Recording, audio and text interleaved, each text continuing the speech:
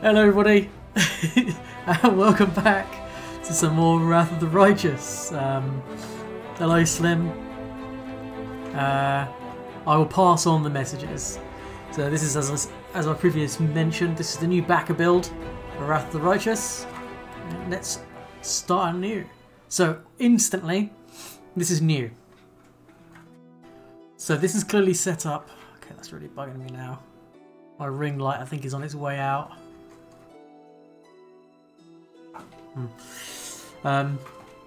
Clearly this is set up for having some DLC in the future, I guess, because that's what it would be here. Or maybe they would later on be allowed to launch Kingmaker this way? Possibly? Doubt it. Probably DLC or like side things, I guess. Anyway, the main story. Choose story. Yeah, it's a main story, so there'll be some side stories probably, some DLCs, some stuff like that. During the struggle against the World Wound, the epic war between Galarian and the Abyss that has raged for more than 100 years. Up to now, the Crusader armies have barely managed to curb the overwhelming enemy forces, but not for much longer. The Demon Lords are preparing to strike a decisive blow. You have to harness mythic powers, take command of the 5th Crusade, and lead it against the demonic hordes, which is what we shall do. Hey Emmy, how are you?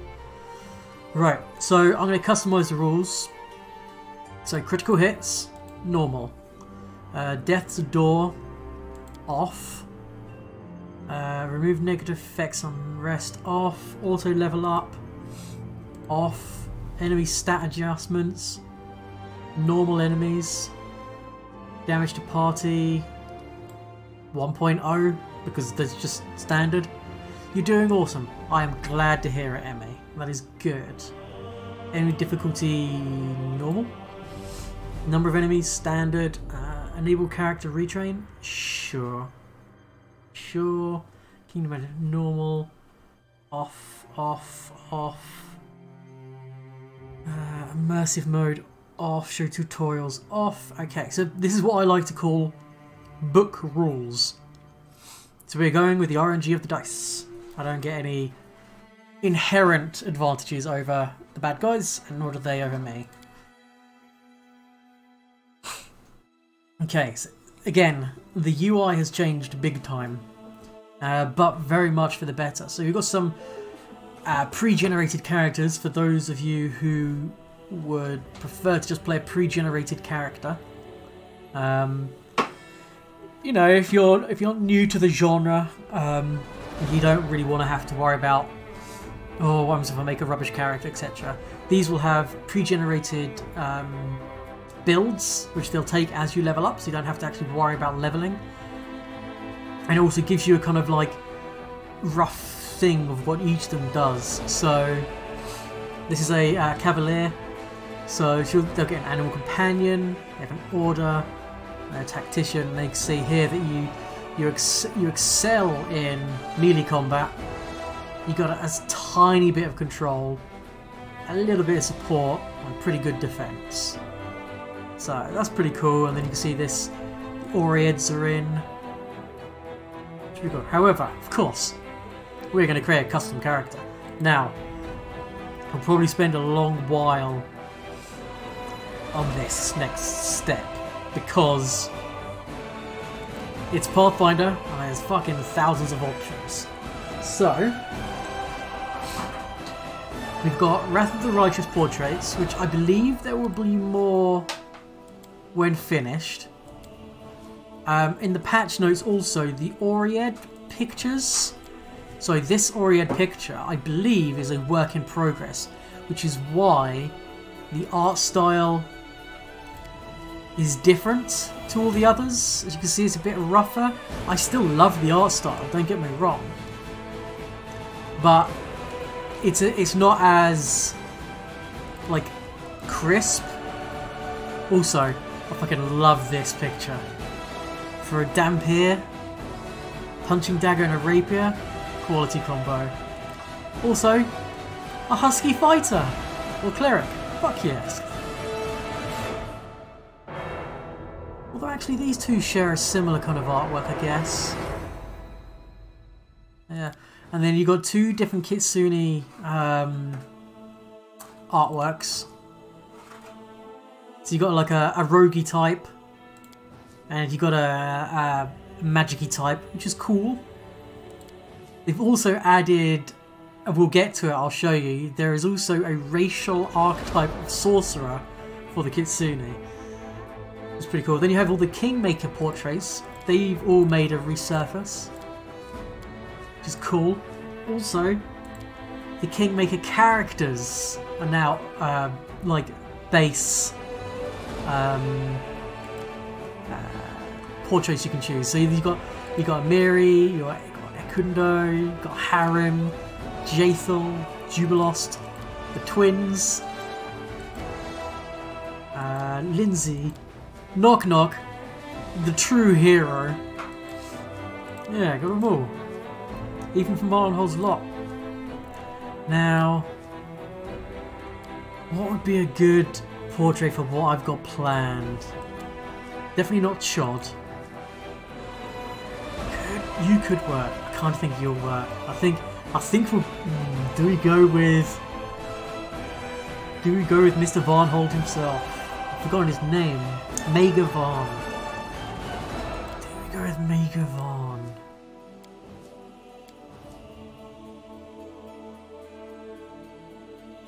Yeah, I think we might go with Mega Varn. Unless there's a better. Basically, we're going to do a strength-based rogue. And we'll get to why that's possible. And how it would work. Yeah, we'll go with Mega. Mr. Vaughn. Where are you again? You are... Unless there's... Yeah. Okay, so... 3...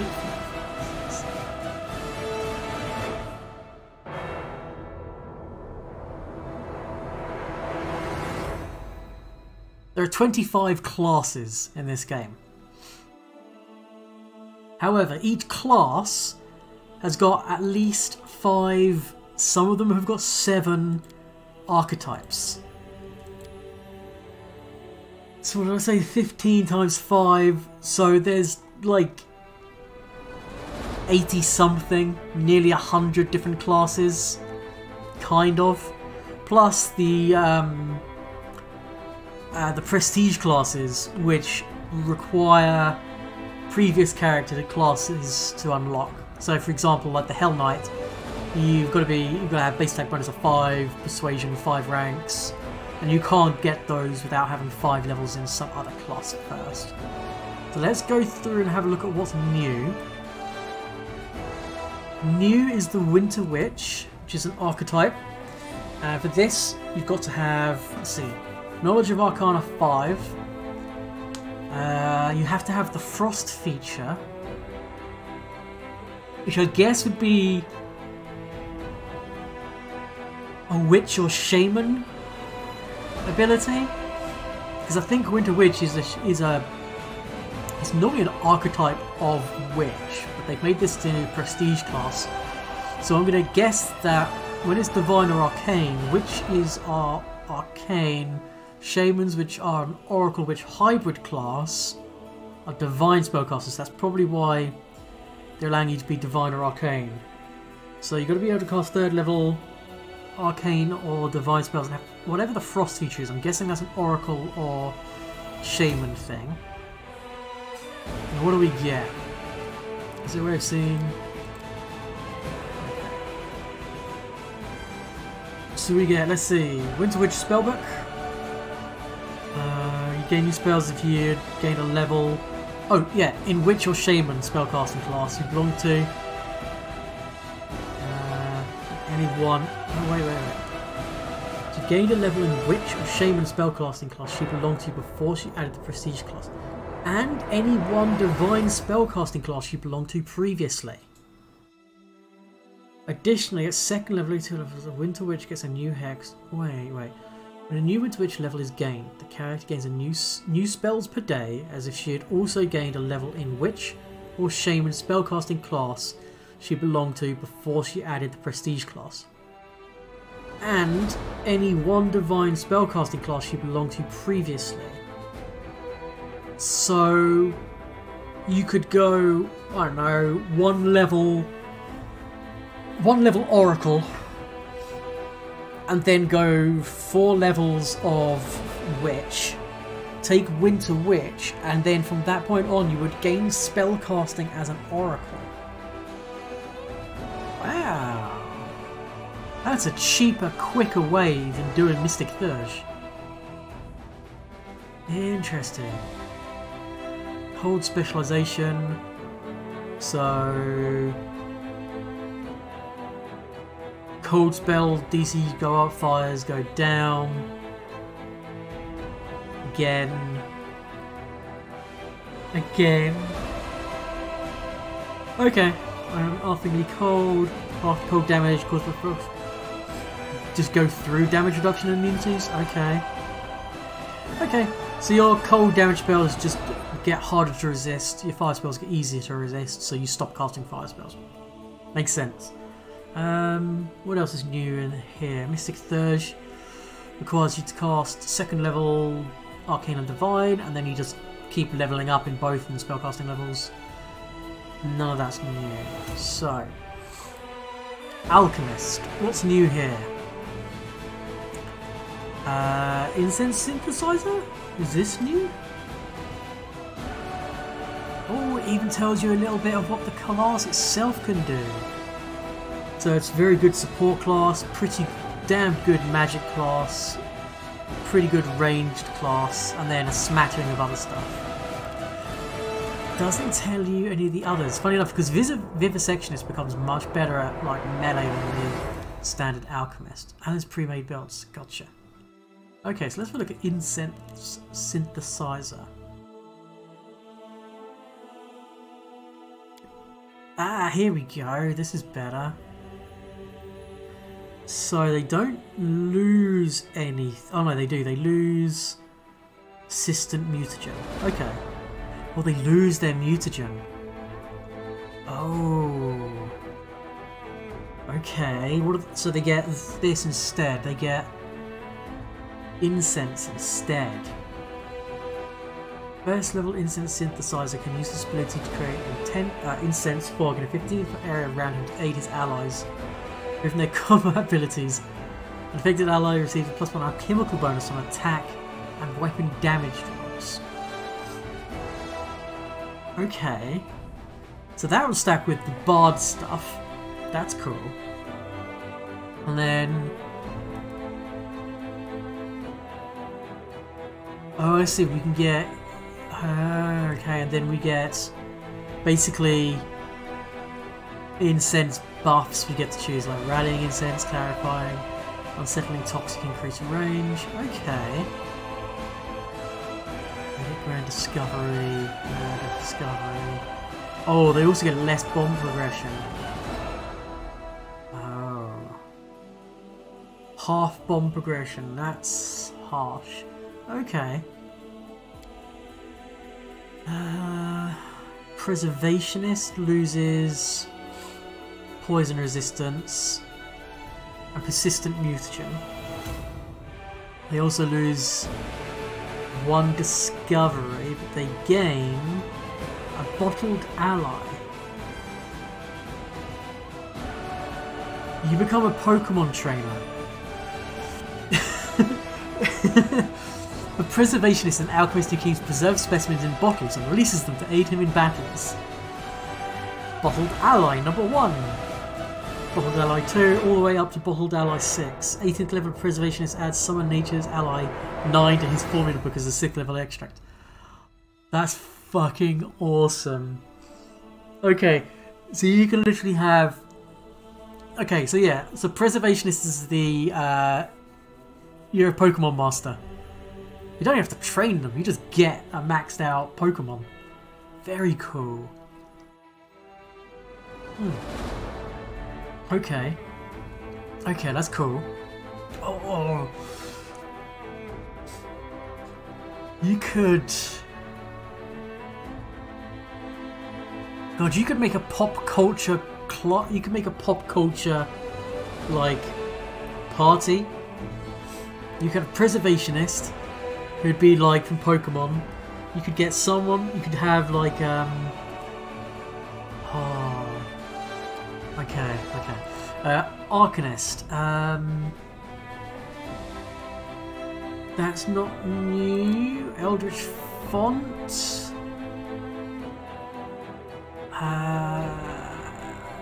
Don't think they're new. Nature Mage. Unlettered Arcanist. White Mage. Oh yeah. This is new. So you see how this is all kind of red? The reason for that is I can't take this because I'm human. So some of the classes have got racial archetypes for their classes. So for instance, the Phantasmal Mage is a gnome Arcanist archetype. So a strong bond with fairies determines the natural predisposition of gnomes to the magic of the First World. By sacrificing time to learn the modern Arcanist techniques, Phantom Mages become true masters of metamagic when it comes to the School of Illusion. So they would lose the occasional Arcanist exploit. In place, they gain Arcane Metamagic. They loses an ability to increase cast level of the next spell using her Arcane Reservoir, and instead gains a number of powerful metamagic abilities at 5th, 11th and 17th level. Okay. Let's see. 1 point from Arcane Reservoir as a free action to make the next Arcanist Illusion spell she casts in 2 rounds extended, reach or selective. Ooh, cool.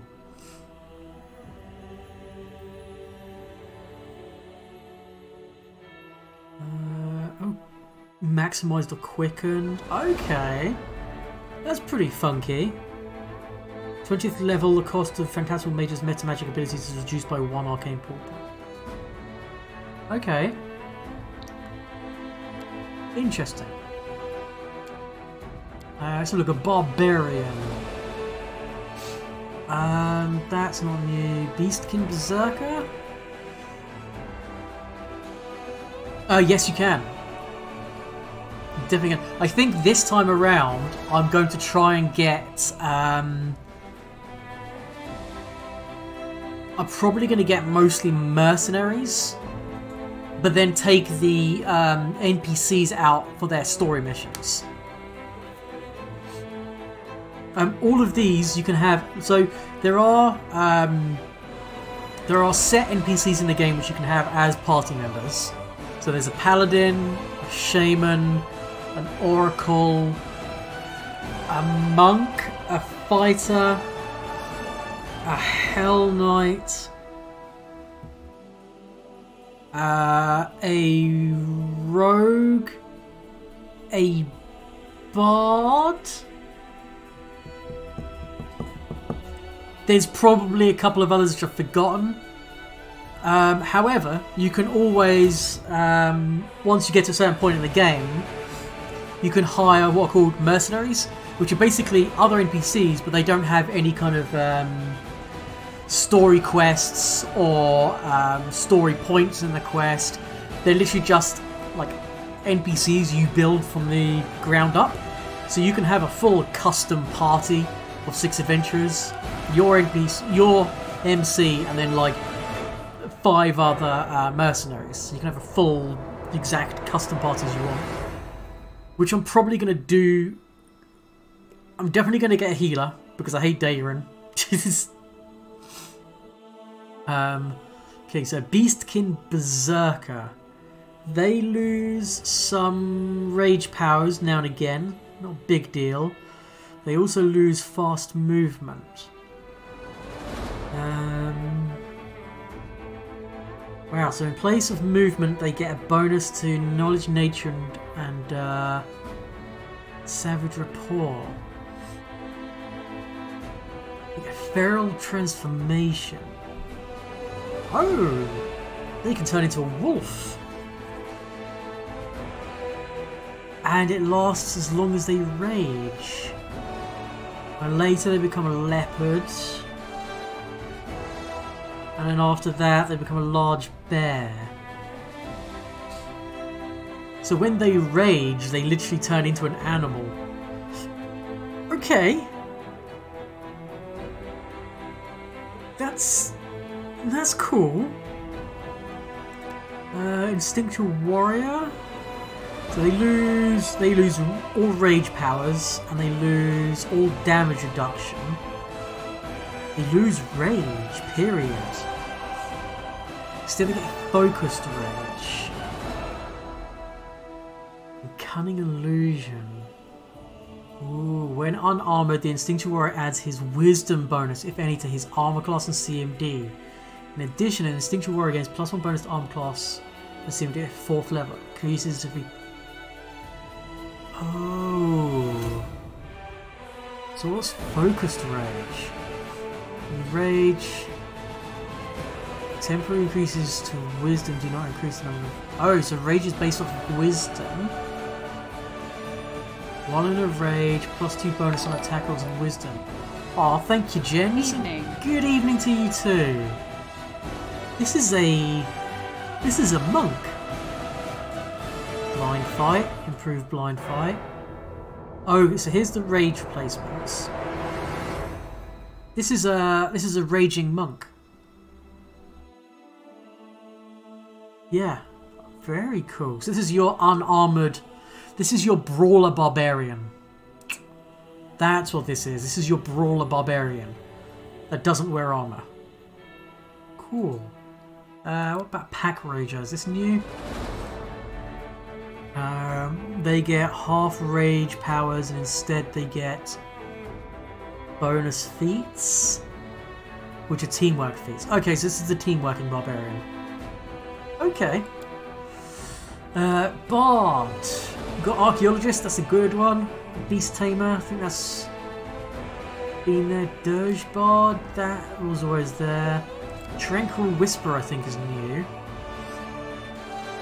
Let's see. Tranquil Whisperer loses Inspired Competence, which is the morale bonus to skill checks. Oh well. Oh, they also lose Inspired Courage, which is the bonus to attack rolls, damage rolls, and saves versus fear.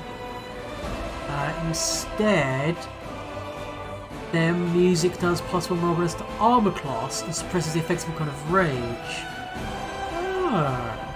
And the armor class goes up and up and up. Okay, so this is a defensive rather than offensive buffing bard spell.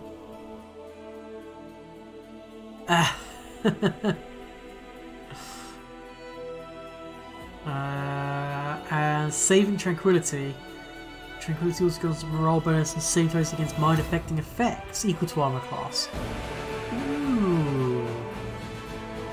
And blind sense 10 foot to everyone who's under the effect of it. Okay. Then the bard will gain immunity to confusion, mind affecting effects, and counts as an outsider. Ooh. Interesting. So the blood rager. Steel blood? Is this new? Don't think so. Reformed Fiend is definitely new. So this is the tiefling racial archetype blood rager. So the teachings of like gods say that everyone deserves the right to redemption. Everyone except the demons. Reformed Fiends are demons who have entered onto the path of good, although they still look like monsters in the eyes of the most living. But no one will dare doubt that the rage with which they fight the creatures of evil is the force that the world needs most in these difficult times. Okay, so they lose damage reduction, they lose bloodline, and I guess are forced to take demon bloodline, which makes sense. They get, let's see, hatred against evil, +1 attack and damage rolls against evil creatures whilst in the blood rage. Okay. And 11th level, all the Reformed Fiends' melee attacks become good aligned. That's pretty cool. And instead of the damage reduction, you get damage reduction themed. 3/evil at 10th, 3 levels increase. Because normally it's 2. Oh no, 1, 2, 3, 4. It gets up to 5, but this actually goes 3, 6, 9, 12, 15 damage reduction.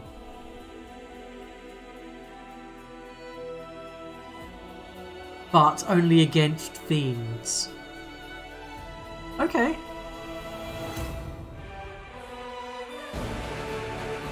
Pretty cool. Cavalier.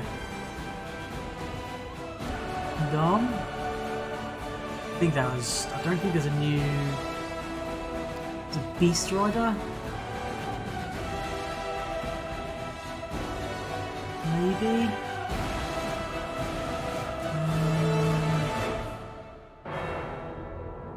No. Nothing new there, I think. Ooh, Angel Fire Apostle. Angel Fire Apostles use the powers of good to avoid violence when possible and cleanse both maladies and evil creatures with blinding flames.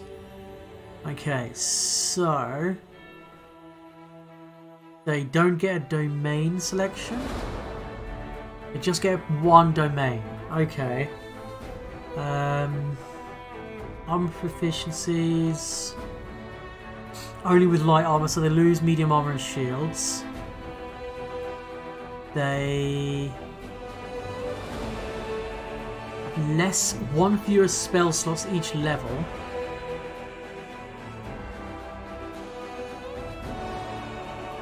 Okay. They don't get to choose their channel. They just get channel positive, but they get extra channel feet for free. Okay. And then otherwise it's just bonuses. I don't think so. I think clerics just... I don't know actually. Clerics get... no, light armor and medium armor. They might get heavy armor in 2nd edition. Potentially. I don't think clerics as standard get heavy armor proficiency. So they also get, let's see, Cleansing Flames. Whenever the Angel Fire Apostle casts a spell, for 1 round he can unleash... When he casts a spell, for 1 round he can unleash a blast of flames as a swift action by expending 1 use of his channel energy abilities. Flames do 1d4 points of damage per spell level. Of the highest level they can cast to all enemies in a 20-foot radius. Half the damage is fire damage, the other half is raw divine power, not subject to fire resistance or immunity. Ooh.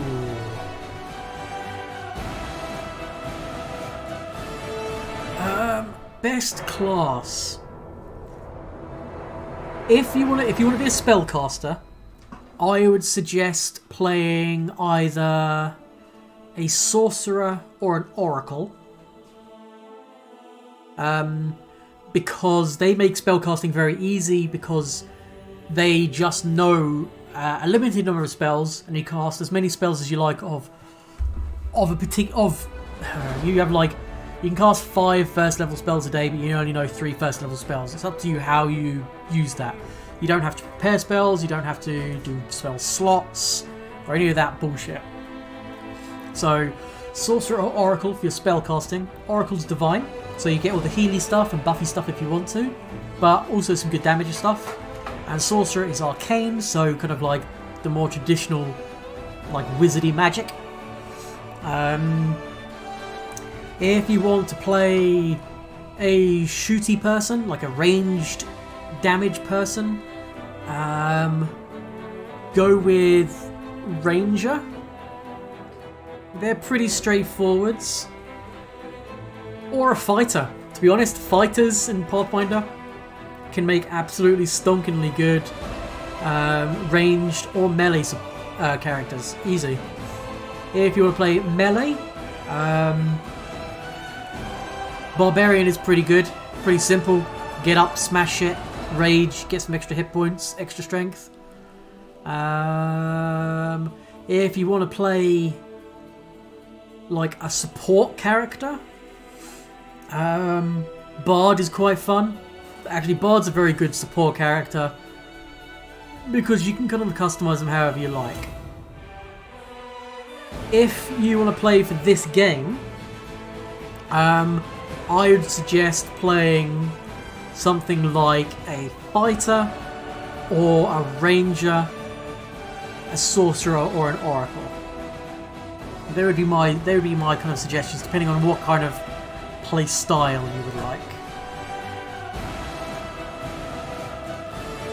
And welcome to the stream, by the way, Noisegate. So yeah, Cleansing Flames is interesting. So, whenever they cast a spell, for 1 round, as a swift action, shoot out some fire in a radius. It does 1d4 points of damage. Now this is the important point. 1d4 points of damage per spell level of the highest level spell you can cast. Which means, if you cast a first level spell, but you can cast 9th level spells, and you cast that first level spell, you can do 9d4 points of damage to all enemies within 20 foot. That's pretty cool. I wonder if the Cleansing Flames thing is just tied to spells by your class. Because if it's not, you go 5th level this, you then go for Mystic Thurge. If you can get it proccing off of spells from both the Cleric class and the Arcane class, you can effectively just be fucking going supernova over and over. Interesting.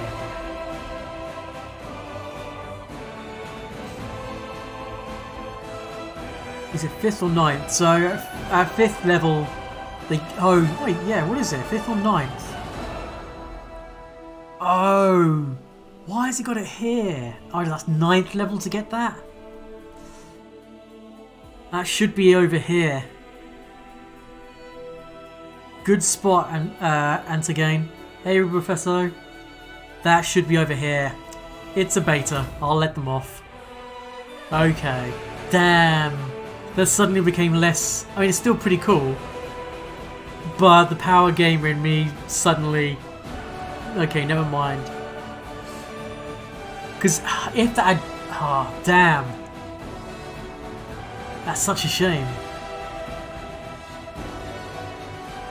Yeah, why is it there? Okay, fine. Whatever. But, still an interesting class. Still an interesting, archetype.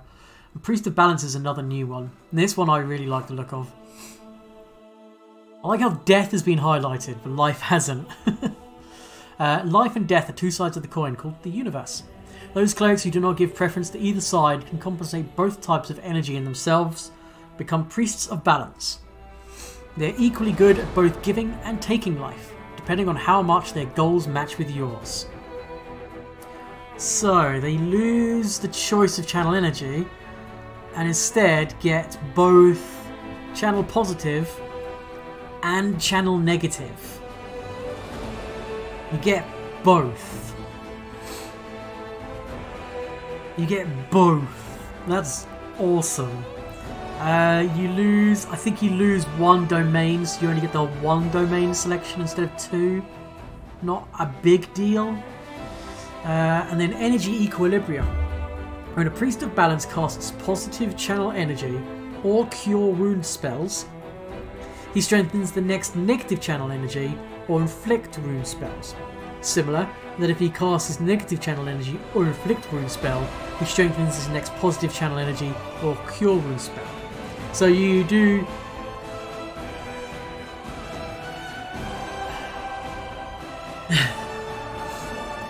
you do... Jesus, okay. So cure and inflict wounds strengthened this way has its cast level increased by 2. Okay, so that's plus 2 damage or plus 2 healed. Also plus 2 to the DC if you're doing it offensively. And channel energy ability strengthened this way. Deal or healed 1d6 more damage. I wonder if that would work with Channel Smite. I wonder if Energy Equilibrium would work with Channel Smite. So you could do Cure Positive and heal 1d6 points of damage, and then you could go into Channel Negative to deal 2d6 points of damage. Then you can drop back to heal 2d6, harm 2d6, heal 2d. Wow, that's cool. And then later on, Cure and Inflict Wounds suddenly become empowered, and you heal or cure 2d6 more damage. Level 5 spells at level 3. What do you mean, Luxmervin? And channel energy, cure wounds, and inflict wound spells. Energy equilibrium. Man. Angel Fire Apostle.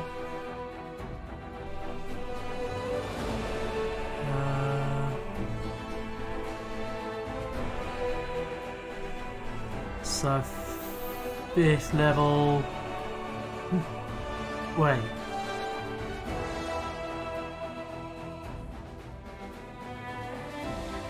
First, second, third. Oh, it's doing it because I've only got 10. Like, because I'm only getting the 1. Yeah, they get 1 less, so you have to have higher. You've got to have higher wisdom to get the bonus spells because they have 1 less spell per level. So, for example, here, even though you have access to 8th level spells, you would have to only get bonus spells from having high enough wisdom. I think that's why. Because if we go to, say, Crusader, see, I don't know, 8-0 again. Ah. Priest of Balance is pretty cool though. I like Priest of Balance. Right, Druid. Elemental Rampager. Drovia, is this a new one? See, they lose wild shapes and they lose elemental shapes. In place, they get communal aspect. Greater animal aspect. Get animal companion. They have to get the animal companion.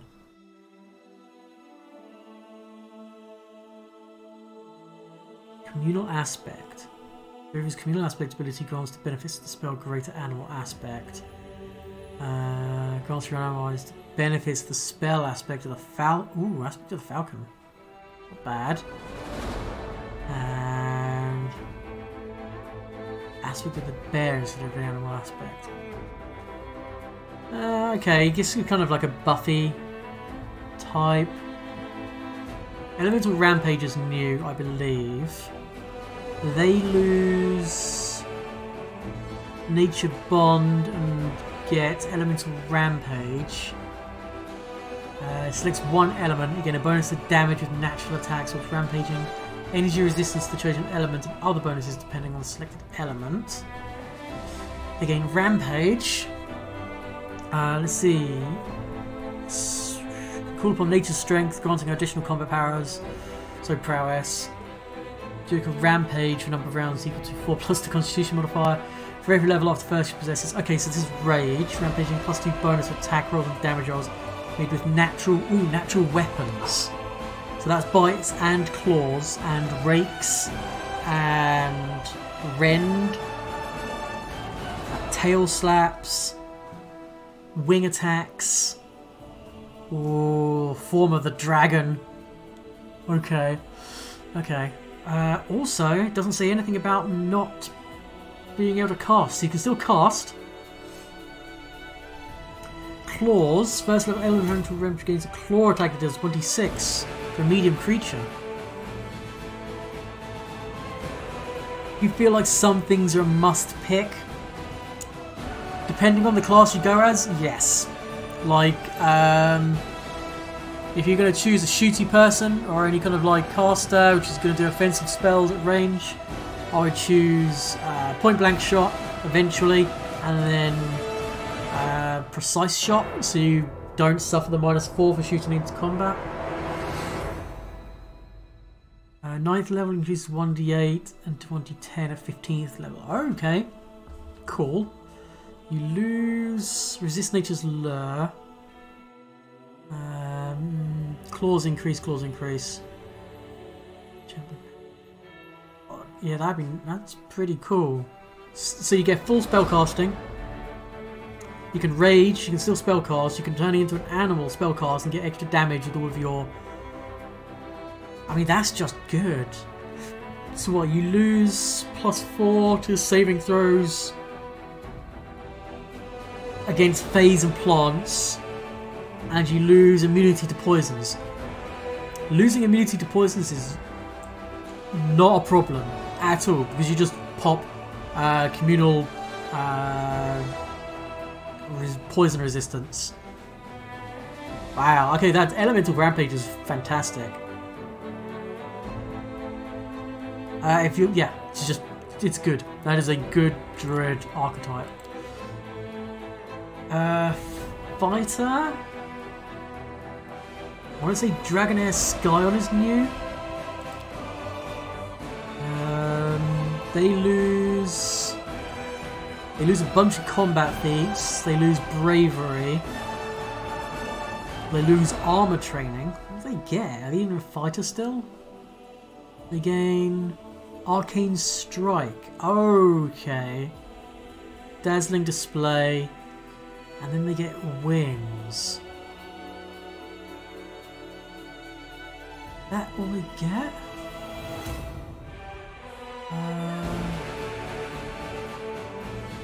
Okay. Doesn't seem like a whole lot of benefit losing. I mean, you still get weapon training, but it's going to be tied to the one weapon you pick. Okay, Mutation Warrior, what a classic. So this is a fighter alchemist kind of combo. So you get a mutagen at 3rd level, which works just like the mutagen ability. You lose armor training, and instead you get mutagen discoveries. Pretty straightforward, pretty simple, pretty good. That's a fighter, I believe. Everything else is the previous stuff we looked at. Hunter. Colluding Scoundrel. Let's have a look. Maybe I missed that. So you get Arcane Strike, which is So each round you can imbue your weapons. That's just using up your swift action to just get extra damage. This is not bad. Once chosen, it's going to be changed. The number of Dragonair Skull's abilities deal damage and grant resistances based on... Oh, okay. If Dragonair Skull takes a level in another class that goes a bloodline, must be the same type. So where does it give it?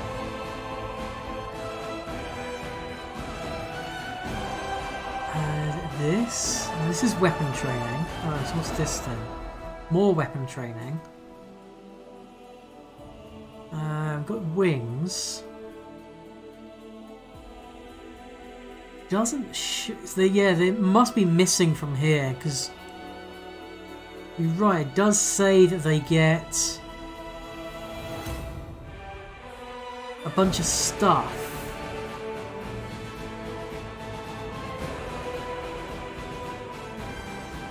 So they must get, maybe they get like a breath attack, maybe.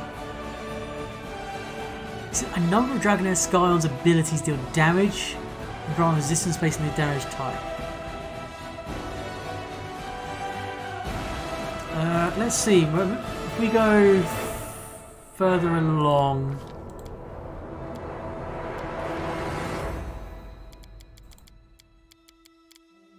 This isn't going to be our final build. Let's just see if at 1st level we get anything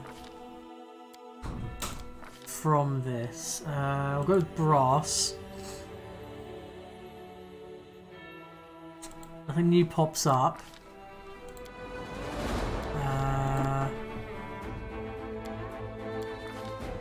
We do it my way. Nice. I have no use for Let's this. see, does it give anything here? Arcane Strike. Fiendish resistances? No. Ah. Oh, whoops. Oh, fuck's sake.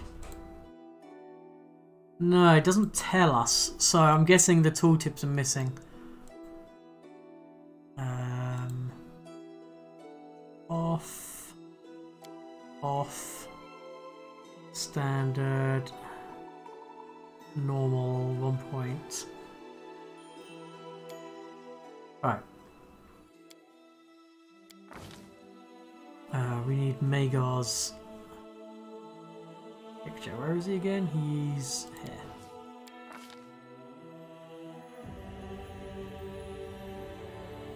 Yeah, so the fighter starts with all of that stuff, so I'm not sure what that does. Let's see, colluding scoundrel.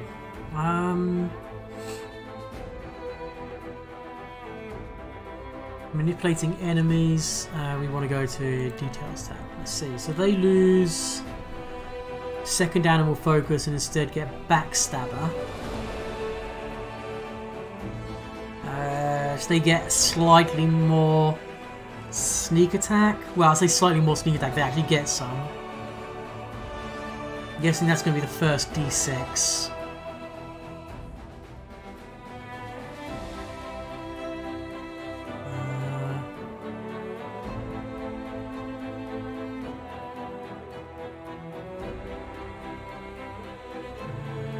Okay. So. I don't think the rest. I think the rest of that is old. Inquisitor. I think these are all old. Kineticist. No, I don't understand the Kineticist class. I keep meaning to look into it and learn it, but I never do. Blood Kineticist. So Blood Kineticist, the water in a creature's body is just like any other sort. Let's use the knowledge of that to brutal ends. Oh cool, you can play Bloodbender. So they either lose an infusion, instead they get rack. Okay. Oh, that's cool. Bleeding. Okay. Dark Elementalist. They get soul power. Okay. And they lose burn. Okay, they lose burn. That's kind of core, isn't it?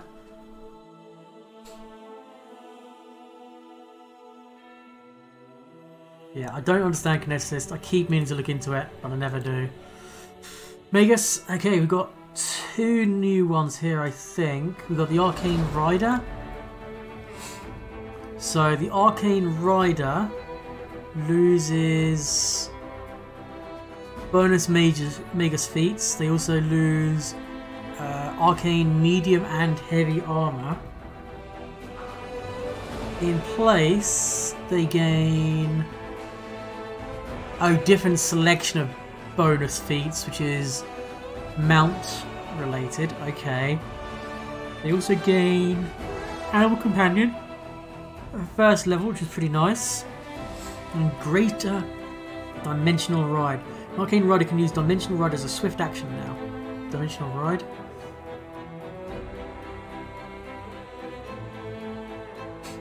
What's Dimensional Ride?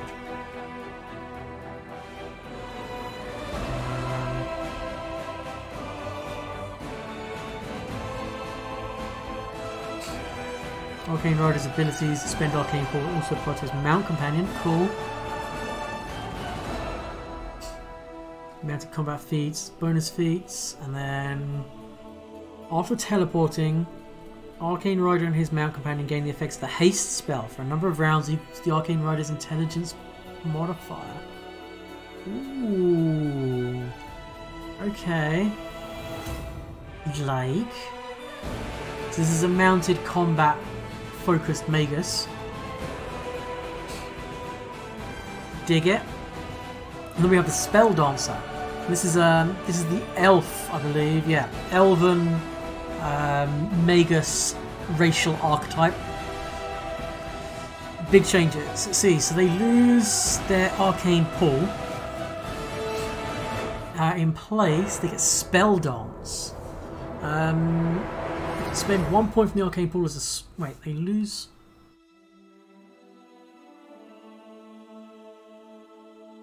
I guess they lose the traditional arcane pool and get a different arcane pool. Okay. To gain plus 10 enhancement bonus to movement rate and plus 2 dodge bonus to armor class against attacks of opportunity for a minute. Every 4 levels it increases.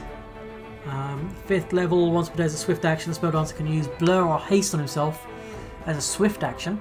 These abilities last for 1 round. At 9th level, take a swift action, use dimension door as a spell like ability once during a spell dance. At 13th level, spell dancer can instead to take swift action to gain freedom of movement for 24 rounds. So that's pretty cool. Then let's see, a bonus on mobility and stealth skill checks equal to spells level. Plus 2 inside bonus to armor class. Plus 4 inside bonus to armor class. Okay, that's pretty cool. That's pretty cool. Still prefer Sword Saint.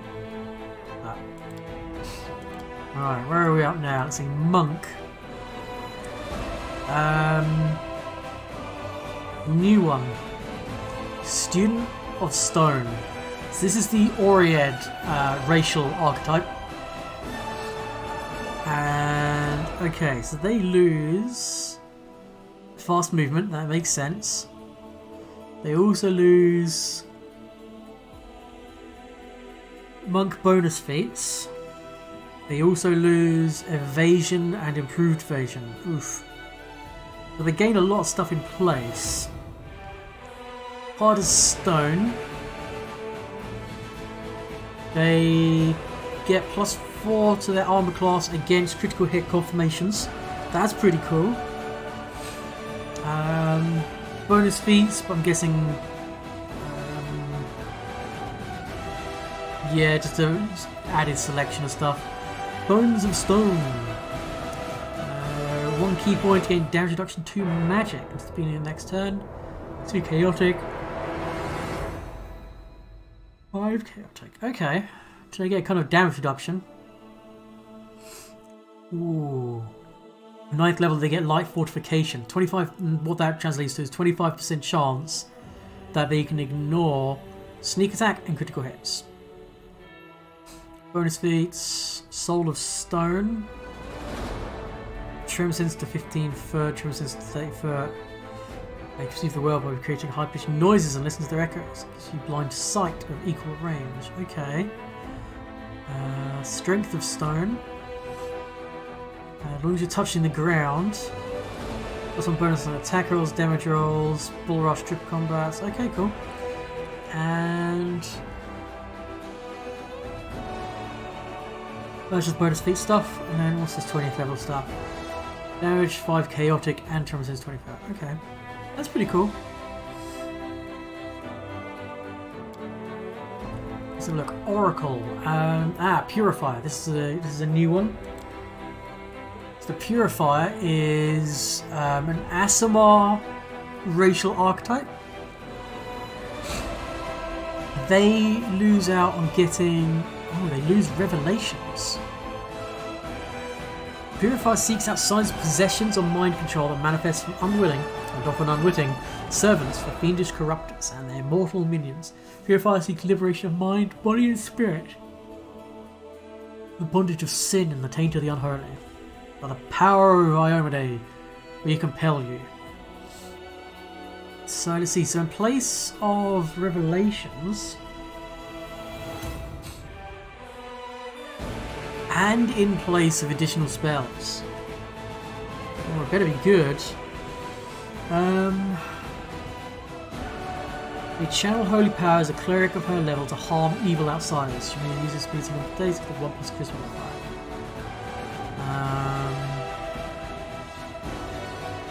Okay.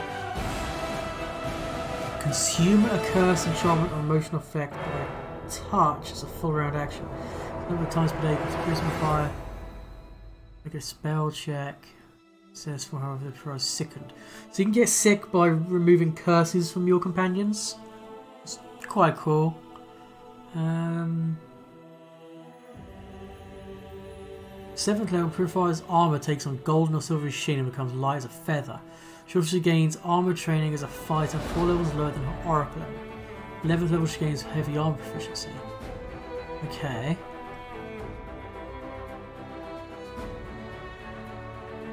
Also 15th and 19th stuff. This gets better. Okay. I'm missing some tooltips, but Paladin. Warrior of the Holy Light. This is a new archetype. So they don't lose anything. They just gain stuff. So they gain Power of Faith. At 4th level, the Warrior of Holy Light gains 1 additional use of Lay on Hands per day. Oh, amazing. She gains 1 additional use of Lay on Hands per day for every 4 levels she attains beyond 4th. She can spend a use of Lay on Hands ability to call upon the power of her faith as a standard action. Standard action. Causes a nimbus of light to emanate from the Warrior of the Holy Light in a 30-foot radius. All allies in the area, including the Warrior of the Holy Light, receive +1 morale bonus to armor class and on attack rolls, damage rolls and saving throws against fear as long as they remain in the area of light. The power lasts for 1 minute. So 1 pop of Lay on Hands gives you a better version of the Bard's song. On top of that, they get I mean, yes, it uses their Lay on Hands charges, but they gain a free Lay on Hands charge every 4 levels. Oh, and it gets better. The Nimbus of Light heals the Paladin and her allies of 1d4 ability damage, as per Lesser Restoration. They can only affect them once per day. Okay. 12th level, it grants the allies in the area resistance 30 resistance to fire, acid, cold, electricity, and sonic damage. Shining Light, 30th burst of pure white light as a standard action. Evil creatures in the burst take 1d6 for every 2 paladin levels of damage, blinded for 1 round. Evil dragons, evil outsiders, evil undead, blinded for 1d4 rounds on a failed save. Reflex for half damage and negate blind.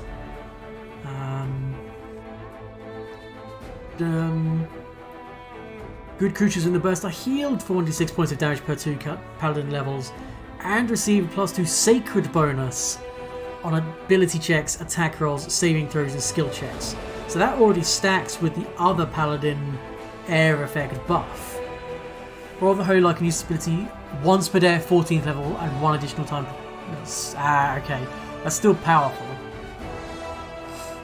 Power of Faith gives them light fortification.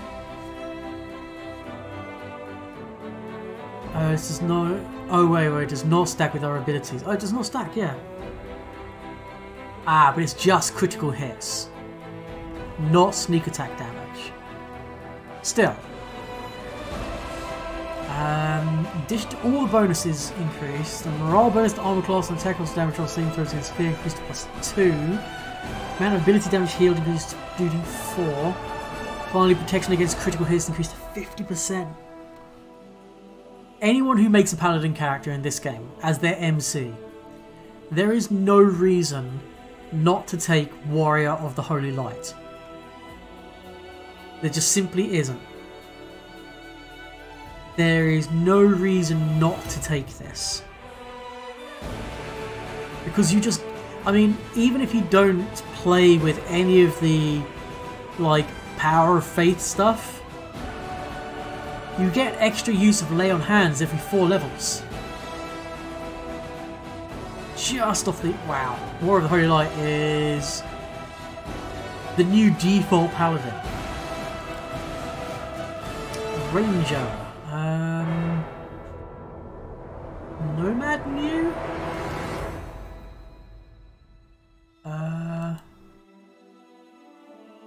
Nomads lose... They lose combat style feats. Oof. And they lose the Hunter's Bond. In place, they get... oh, okay. Their horses are replaced by their lives and their bows. Okay, so they're forced to take the bows. They gain endurance. Favorite enemy. Point blank master for free. Okay. Archery. So, do they get a horse? Since they lose their nature bond. Hunter's Bond, point blank master. They must get a horse.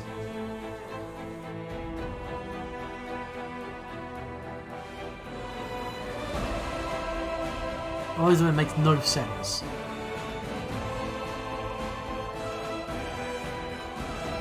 But interesting. You're locked into doing the archery thing, but you do get... where is it? Point blank master. Which is quite nice.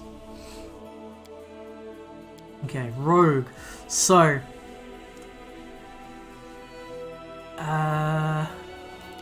is it Rowdy the one I'm thinking of? Yeah, we'll look at Rowdy later, because that's what we're going to make our character. There's the Master of All. This is a half-elf racial archetype. So, they have... let's see... 1, 2, 1, 1, 2, 1. They lose... basically, they're at 2/3 sneak attack progression. So they lose a d6 every 2 levels. But in place of that, they gain Bardic Knowledge. Okay, so you add half your class level to all knowledge and lore skill checks, and you can make knowledge and lore skill checks unchained. And a third, and every 6 levels thereafter, you gain skill focus as a bonus feat. That's about it. So you're a rogue with you're trading in some sneak attack for a shit ton of skill bonuses. Is it worth the trade? Don't know.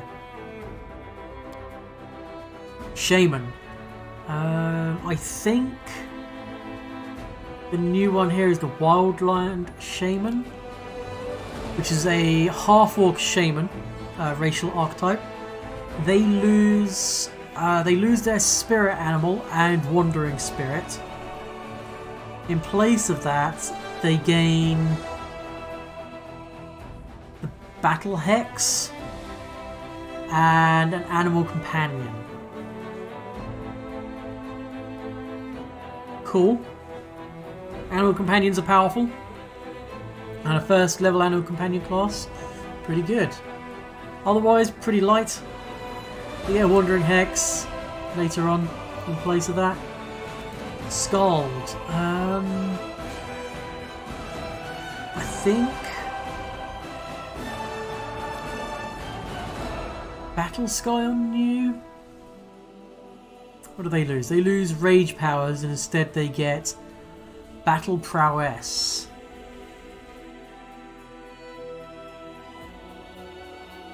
They can so they can either choose to get a Rage power or they can choose to get a Teamwork feat. And we get Bardic Knowledge as well and Courtly Presence. Okay. Cool. Slayer has got the Imitator. The Imitator is a human racial archetype. They lose half their sneak attack progression, which is already slow. They lose Studied Target. They are on 2/3 Slayer talent progression. They lose Slayer advances. And that is replaced. Hey! Surely Odin will take you to Valhalla. Welcome to the stream, everybody. Hey, so how was your stream? Did you have fun?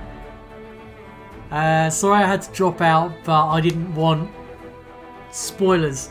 And don't worry, those of you that have just joined from Aoto Corp's stream, we're almost done with the character creation. We'll jump into the game shortly.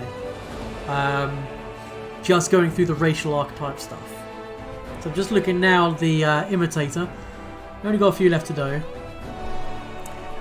So yeah, welcome to the stream, everybody. I'm fully trained noob. As the name implies, please do not expect top tier players. So in place of all of this stuff they've lost, they gain imitation. They can imitate the martial class style, which allows him to take fighter, barbarian, rogue or monk stance for 1 minute, a number of times per day equal to his intelligence modifier plus half the slayer level. No idea what that means. No idea. I'm guessing like extra sneak, extra armor class, extra damage, extra hit. Potentially. Not quite sure. Sorcerer. This racial archetype is probably of interest to you, Emmy. This is the Nine-Tailed Heir. So the Nine-Tailed Heir is the Kitsune racial archetype. So stories often tell of Kitsune with multiple tails, but not many realise that fewer than one Kitsune in every 1,000 has this potential, and those that do not usually have a magical quirk in their blood or have been blessed by their race's deific nature. As a result, most that harness the mystical powers of the newfound tails often gain sorcerous powers, becoming Nine-Tailed Heirs. So they lose the bloodline bonus feats, skills, and special abilities, I believe. Nine-Tailed Heir chooses Sorcerer bloodline as usual, but she will not learn additional spells derived from her bloodline. There we go. That's it. So you lose the bonus spells. 7th level and every 6 levels thereafter, a Nine-Tailed Heir receives 1 bonus feat, chosen from the list specified for each bloodline. So slower feat progression, no bonus spells. But they get magical tails, and they'll end up getting 9 of them. And each magical tail does a different kind of ability. You gain the magical tail as a bonus feat. If the Nine-Tailed Heir already has 9 tails, each additional time the feat is taken, the sorcerer gains 1 additional daily use of the lowest level magical tail ability not already affected by this effect. Pretty cool, pretty fun, amazing RP character choice. Amazing. Next up, War Priest does not have a racial archetype. I do like Cult Leader, that's quite fun. In place of bonus feats, you get some sneak attacks, because, you know, cults are always evil, and by that logic, evil is always backstabby. They also lose their regular proficiencies and get some more roguey proficiencies. It was fun. Which basically, we looked at the Winter Witch already. That's pretty much an archetype of witch. I mean, it is an archetype of witch in the pen and paper.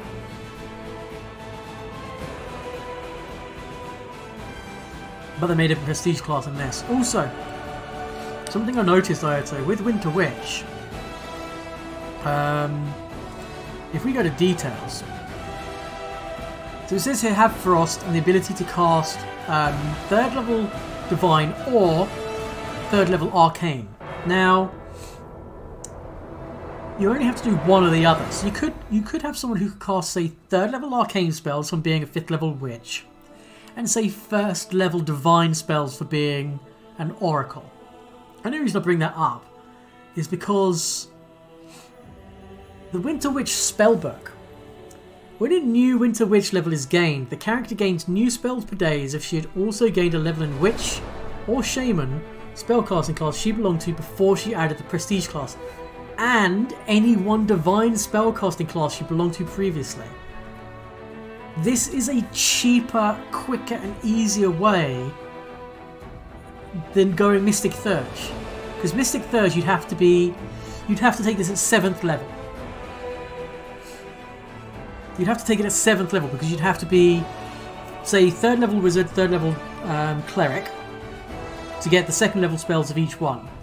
With Winter Witch, you could be, you could be 6th level, you could be 5th level Witch, 1st level Oracle, and you would have like the one domain spellcasting and the 3 which you would need to qualify. So you can take it earlier and get more out of it. So it's basically like, I mean, Mystic Thurge on its own, what does it do? It doesn't do like, oh, it doesn't need, does it tell you? Oh, you got to right click, haven't you? It's just increasing to spellcasting, I think. Whereas the Winter Witch does some funky stuff. So I think Winter Witch replaces Mystic Thurge if your arcane spellcasting class is Witch. Obviously Oracle have a slightly slower spell progression, so it wouldn't work to be like, I guess you could go like Oracle Cleric. Oh god, yeah, you could go Oracle Cleric, couldn't you? And or Oracle Druid, because it's you'd level up with either Oracle or Witch and one Divine spellcasting class. Interesting. But yeah, that's gonna have to. I'm gonna have to mess around with that, I think. We looked at War Priest, which Wizard does not have a racial archetype. Right. So we're going to go to Rogue. We're going to go to Rowdy. So Rowdy, they're fun. So Rowdy loses Weapon Finesse. Nuts. You'd think. A rogue losing Weapon Finesse at 1st level. Well, that's annoying. They also lose Finesse training. Well, that sucks. No, it doesn't. You gain Martial Weapon Efficiency to begin with, which is nice. You gain Vital Strike.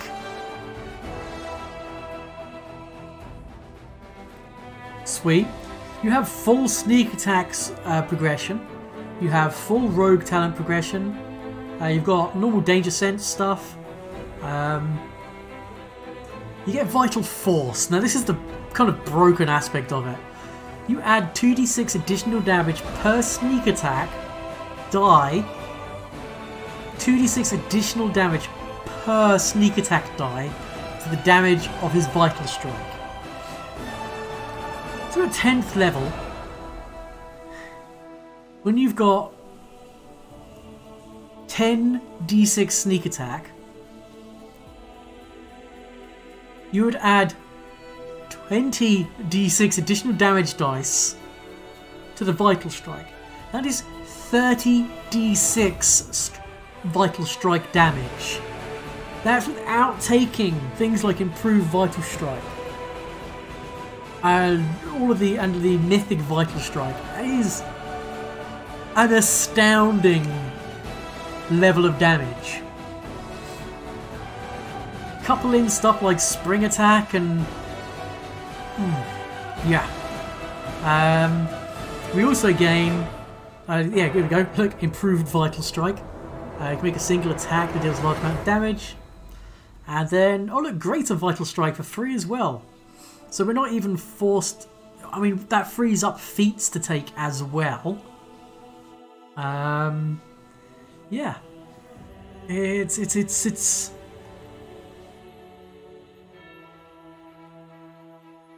so Vital Strike itself. Where are we at? So the way Vital Strike works is, so as a standard action, make one attack your base highest attack bonus that deals additional damage. You roll the weapon's damage dice for the attack twice. Add the rolls together before adding bonuses from strength, weapon damage bonus, etc. The extra damage dice are not multiplied by the critical hit, but are added to the total. So basically, if you crit, you do normal weapon damage plus all your bonuses, double/triple that, then add the Vital Strike. The reason Vital Strike is a thing is because at higher levels, for like a fighter example, they would get like 5 attacks. Or you can make 1 attack as a Vital Strike. The downside of Vital Strike is that if you miss with the attack, that's it. You just miss. It's your one-trick pony. If you hit with a Vital Strike, you deal shit tons of damage. If you miss, you do nothing. When you have multiple attacks per round, though, like if you miss with the first attack, you can still hit with the second attack, deal some damage. You can hit with the third attack, deal some damage. So it's a bit of a trade-off. Do you want to be like a one-trick attack pony? Yes, we do. And we'll be taking, like, it's just so... Yeah. So we're going to go Rowdy. We're not going to be a Kitsune. I don't want to be an Oriad because I just don't... I'm really tempted to go with just human. We have chosen Megavon as our portrait, so maybe that's what we'll do. We'll go human.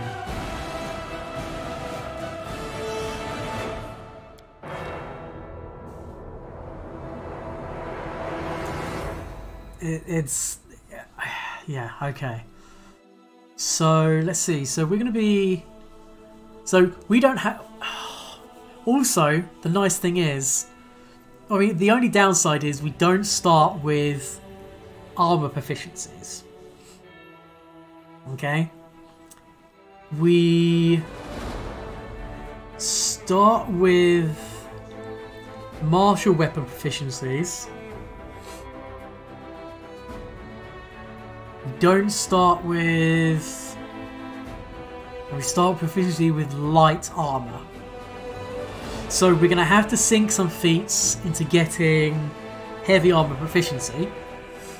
Whether that's going to be a dip into...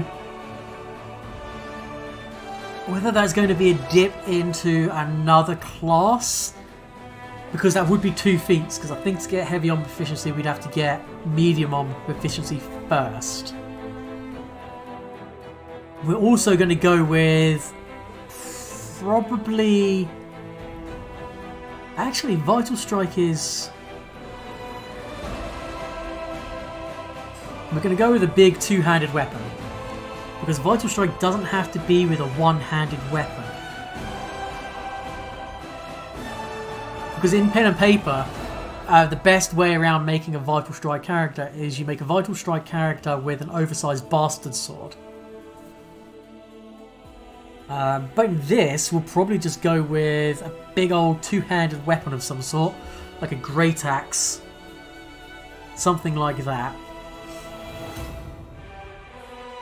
Or we could go with something stupid like a scythe.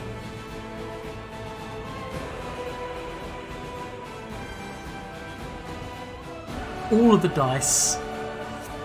I mean, we'll be free to fuck around with weapon types, because we don't get weapon training or anything. Alright, what's the background of our rowdy rogue? Well, I mean, we're clearly playing as Megavon, aren't we? So regional. I believe this is a River Kingdom's Daredevil. We gain mobility. What are our current skills? Dip into something with access to... Oh my god, Durzok. Yes. Dip into something with True Strike just to get like 1 or 2 casts of it per day. Ooh. All we need is like 1 or 2. And then just a shit ton of scrolls. Because then we wouldn't have to worry about taking UMD as a skill. Ooh. Okay, yeah, I like that. Let's see. So we could go with... Oh, wait. Is there a thing that gives us proficiency with heavy armor? I doubt it. Actually, let's see. Can I get this to work? Heavy. Guess what? Didn't think we'd get heavy armor. That'd be pretty disgusting if we could.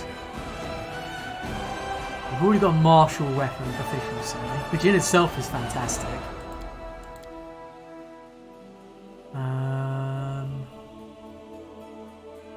Efficiencies again with weapons.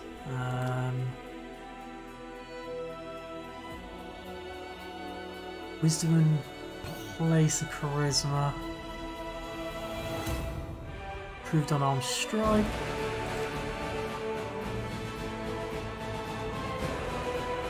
Is there a background? I don't think there's a background that does heavy armor.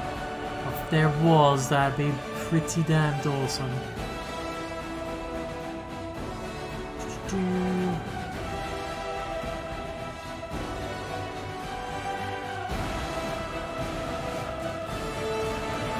Warrior King of the Linorms is always nice. I mean, just 5 cold resistance for free.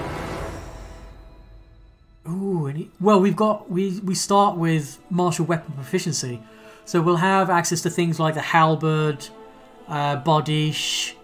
I think the only reach weapon which is exotic is the rancier, I think. So we get weapon. We don't really need any weapon proficiency stuff. Oh wait. Oh, it's cantrip, damn it. Street urchin. Throwing axes. Maybe we'll come back to this for a skill.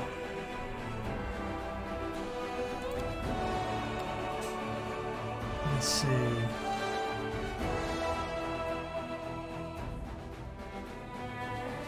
We'll choose Mercenary for now, but we'll come back to it.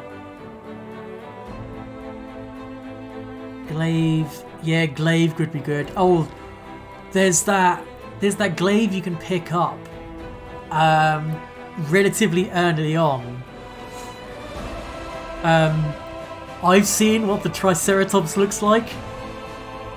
The Triceratops is awesome. I did a quick run through of this earlier. I basically just did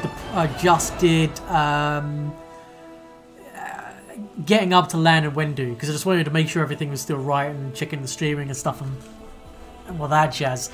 And I chose someone with a Triceratops and it's so good. We're gonna have to make a mercenary companion that has a.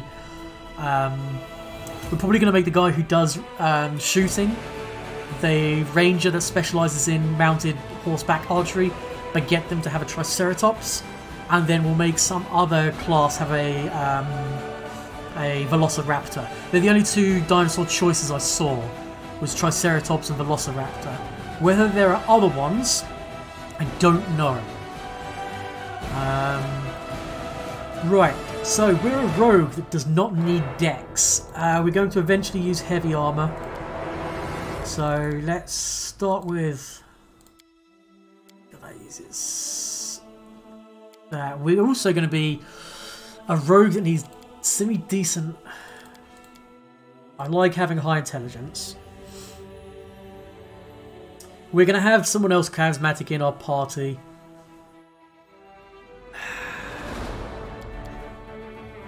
My will saves will suck. Do this. I don't really need to use magic device. I'm not going to be.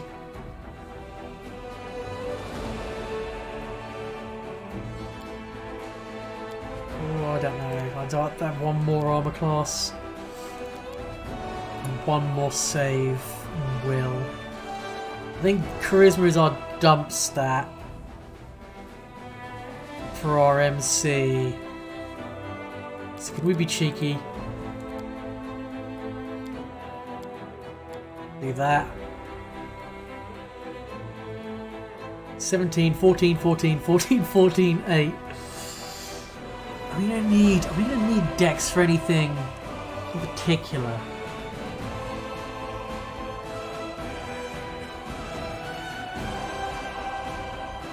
I think so. Oh shit, we're gonna get fuck tons of ability points anyway as we progress.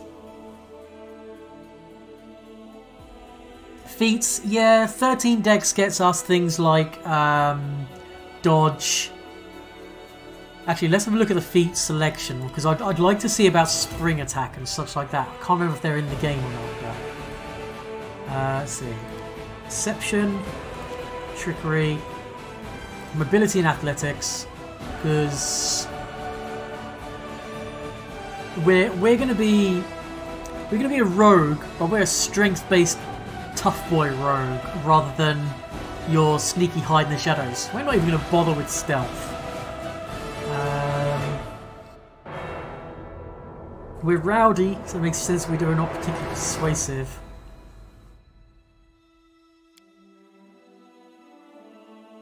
We do knowledge world maybe. No, I'm gonna whack it into UMD. So if shit hits the fan and we have to, and with the last one standing, we have to roll some random UMD for scrolls. Actually, at that point, we just reload.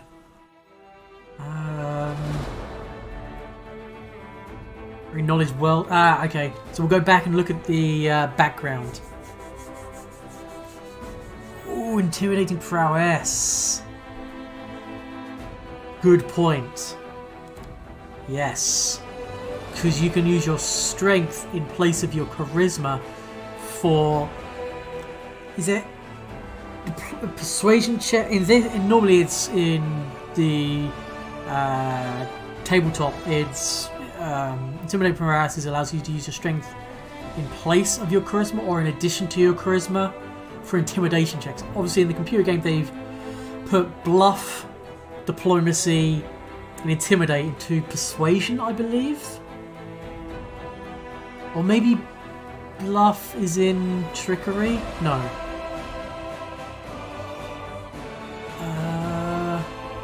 Yeah, diplomacy, intimidate and bluff. So yeah, intimidating prowess could be good. So let's have a look at this, what is it, backgrounds? Let's have a look at backgrounds. And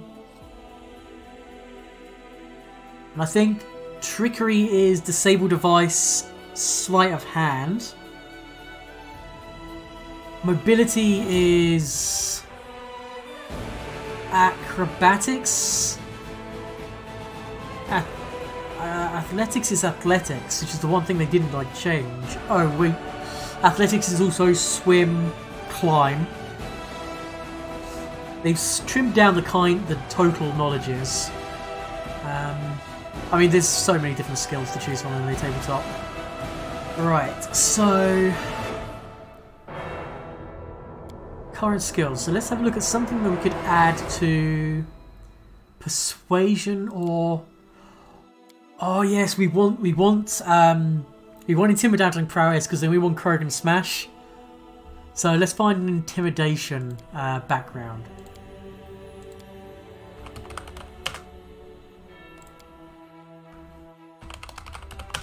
Oh right. Fine. I'm guessing. Let's have a look. It'll probably be under. Let's have a look. Not under warrior. What about wanderer? Nature, deception, street urchin, trickery and stealth, regional, alchemist bombs, diplomacy skill checks. It's diplomacy.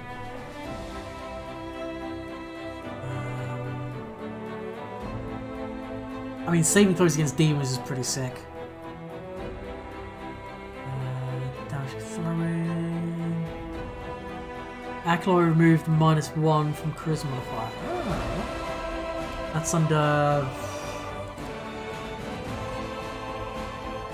Wisdom in place of charisma whilst attempting a persuasion check.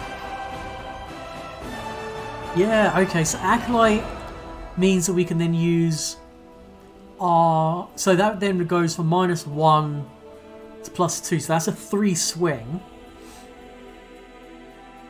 Yeah, okay. We're a rowdy acolyte. We got kicked out of the priesthood because we're too... Well, actually, is Acolyte... Is that a magic? Oblate. Yeah. So my parents sold me to the church. But I got kicked out because I was too rowdy. Yeah, that's our backstory. We were sold to the church, we became an acolyte, but then before we like graduated into the priesthood, we discovered vices such as alcohol, drugs, and all the other shit which you're not supposed to do. We became very rowdy, we got kicked out of the priesthood, and we became a rogue. Because we suddenly had no money, we had to make our own way. And because we weren't raised on the street, we didn't know about being stealthy and all that. So we just learned how to put the boot to people. So I think to get, let's see, heavy armor. Oh, it's going to be under A, isn't it? Yeah, armor proficiency heavy requires medium armor proficiency. So that would be 2 feats to get heavy armor proficiency. I really think it's worth dipping into a class. Ah, but that's the class that gets heavy weapon. I'm not going to change class, but... does anyone know off... case?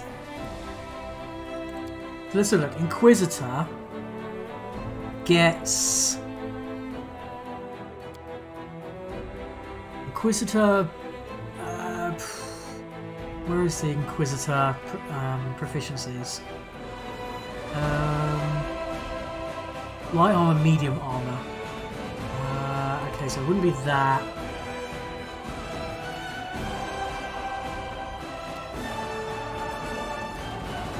Oh, good. I'm going to do all of that again, surely. Oh, god damn it. Okay, never mind. Okay, so then our persuasion is now +2 from our wisdom.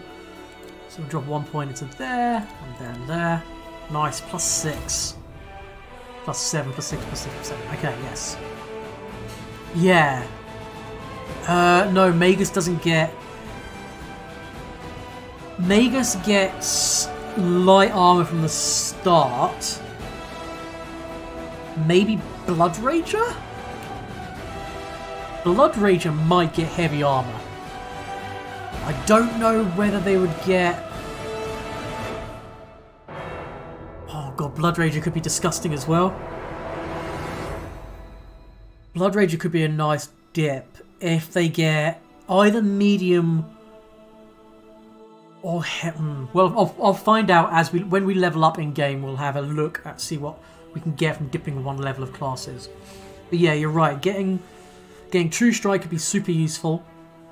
But I'm not sure whether it'd be worth dipping into a class that gets it with no proficiencies. Or dipping into a class that gets us heavy armor proficiency off the bat would also be very useful. So I'm not going to take medium armor proficiency. Because we're going to, I think at second level we'll dip to get heavy armor proficiency. So let's see. What do we have access? We're not going for... Night Bite is always a useful one. Dodge is just fantastic. Is just solid. Intimidating prowess, strength, modified to persuasion, in addition to charisma. But let's have a look. So. Persuasion is at 7, right? So if we take Intimidate and Prowess...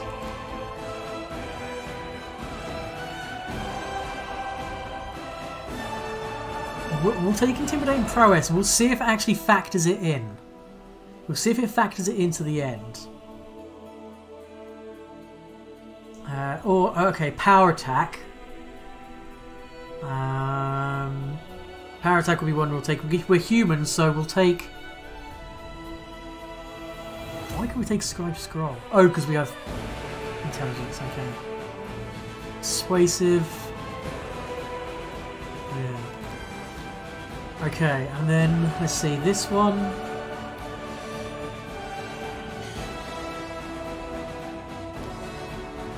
and take power attack. Not being able to get the thug dip on Intimidator kind of sucks though. Well, this is what I'm wondering about. There is the Legend Mythic path. I'm wondering whether you can take 20, because you effectively become, I think you become like, well, you can get like 4 full class progressions.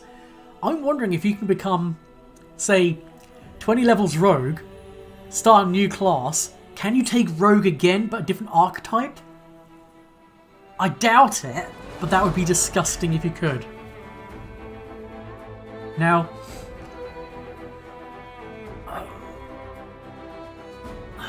I can't dip into Paladin.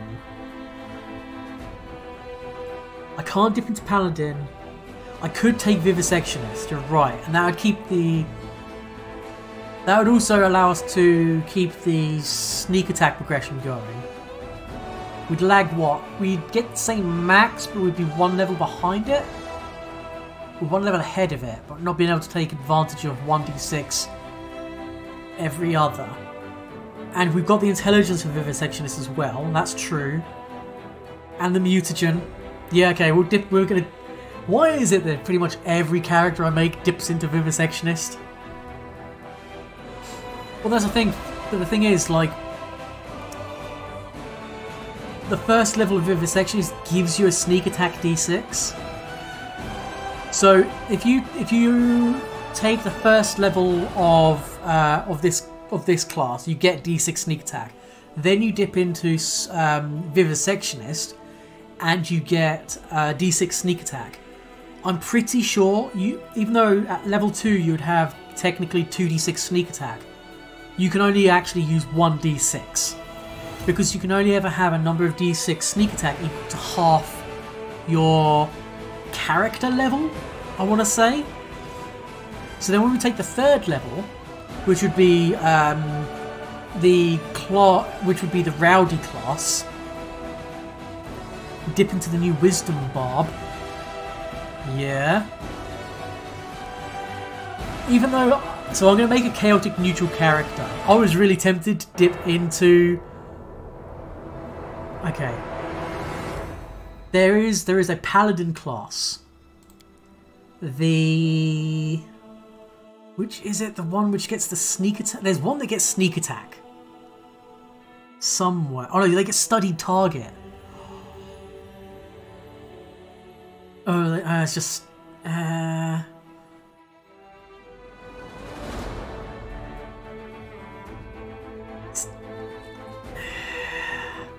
But I don't want a lawful good character for this run through. Oh, but they gain power attack for free? No, that's just silly. We're going to go chaotic neutral because that's what we want to do. We'll take power attack, intimidating prowess. Sure. Oh, I'm going to swap out intimidating prowess afterwards. Let's see. I think it's got to be Caden. I mean, it's got to be Caden, right? He's just the best god. Absolutely the best god. If you guys don't know the backstory of Kalen, it's fantastic. He is one of only 3, I want to say, maybe. He's one of 3 people that has undertaken what's called the test of the Starstone, exact naming, pending, and become a god. He was born immortal. He did the Starstone tests and became a god. Now these tests are different for every person. He went out on a bender one night and woke up a god. Even as a god, he can't remember what he did during the tests. How that isn't the best god backstory ever, I don't know. He is my favourite Pathfinder god, without any shout. So good. Are we gonna be... We're gonna be chaotic neutral. You know, the kind of moral flexibility. I like... Okay, 6 has got a grin. Okay. Hairstyle, which we can't see because we've got a hood on. Thanks, game. God damn it. Am I going to have to change class just to see?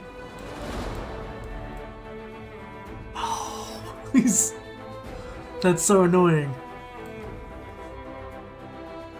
Alright, well fuck it, we'll just go with the dice. Let's see, we've got face 6, so we'll go with hair 6. And that's pretty dope.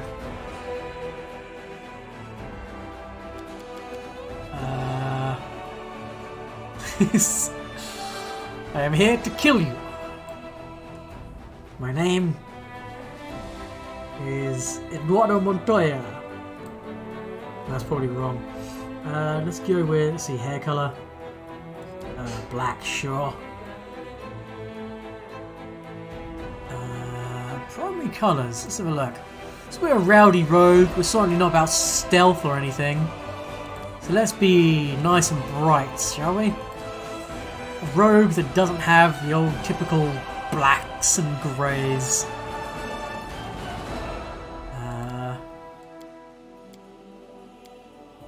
Oof, maybe not that colour though. Let's go with maybe gold. Yeah, so our primary colour is gold, secondary colour, well, I mean, we're going to be big about ourselves. Let's go with the full royal colours, shall we? Gold and purple. I'll take care of it. Let's shake a leg. I have no need for this. Nope. Adventures await. Nope. Everyone counts on me. Not enough red and gold, my lord.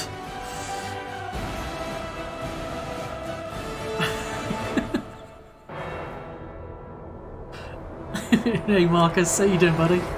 I am super. I didn't even break a sweat. Okay, I like pragmatic. It's always my favourite. No, don't care. No. Beautiful. Okay, optimist is a good choice. I need to concentrate. And off we go. Yeah, we'll go with optimist. Right. We need a name for this braggart. Who's a rowdy, roguey type?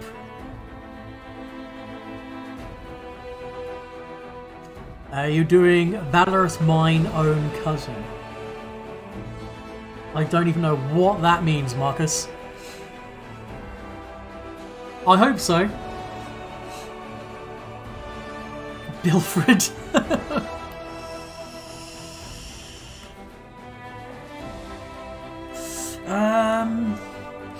Well, I mean, I think we're going to call it... His first name is just going to be Ace.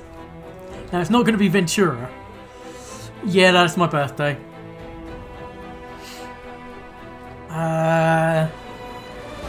Ace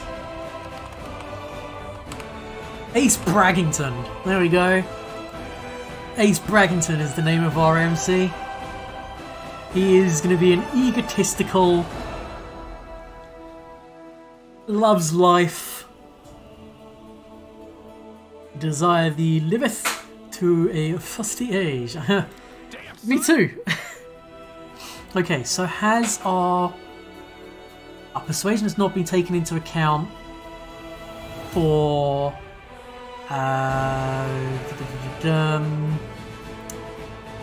wherever the fuck that other feat is.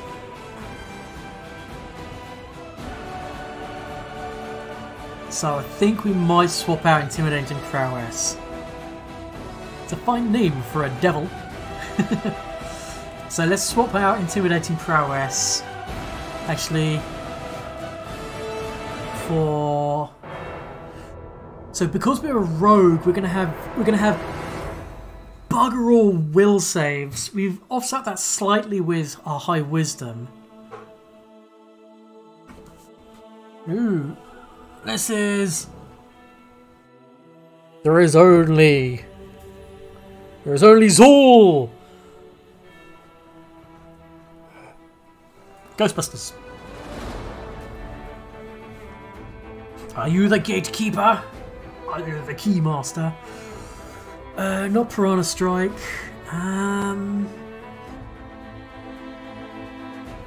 Ooh, Sunder Armor. That's a combat maneuver though. Maybe we should take. Maybe we should go ahead and take like out.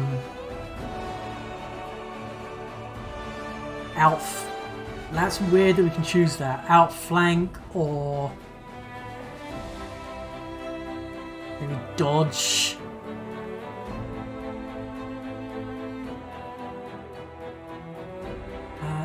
No, we're never going to go down the cleave route because we're going down the.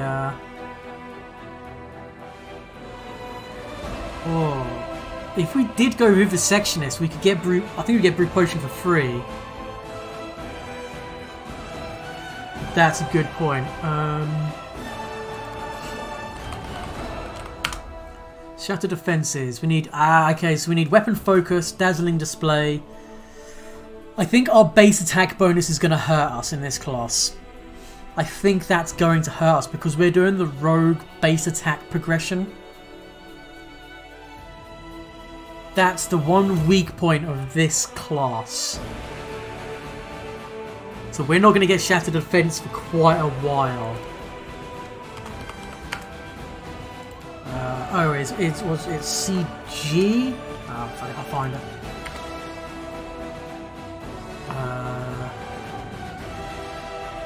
We need okay, so we just need Persuasion 6 power attack for that. And Dazzling Display, we need we need to say weapon focus. We need to choose the weapon. Whilst wielding the weapon, you have weapon focus. You can perform bewildering show prowess as a full round action. Then Shatter Defenses is.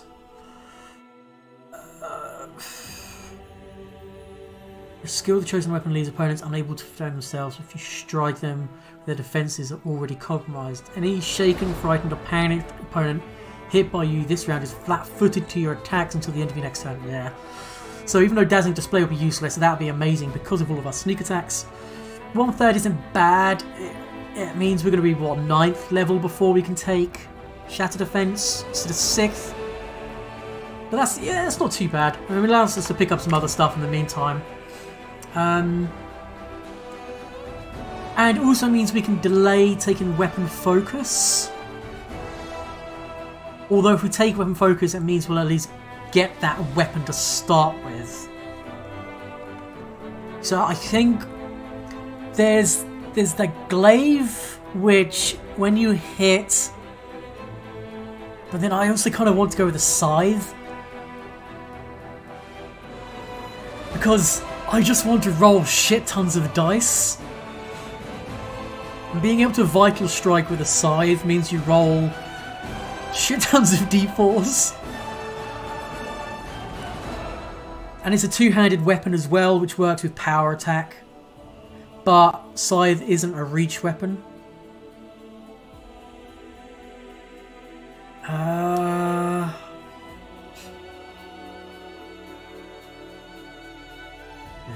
Where's...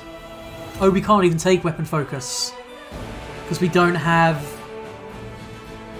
a base attack bonus yet, so we can't even take weapon focus at first level. Okay.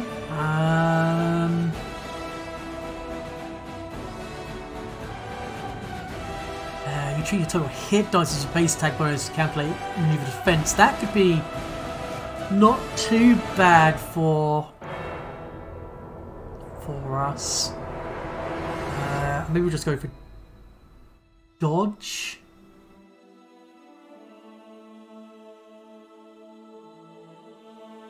Or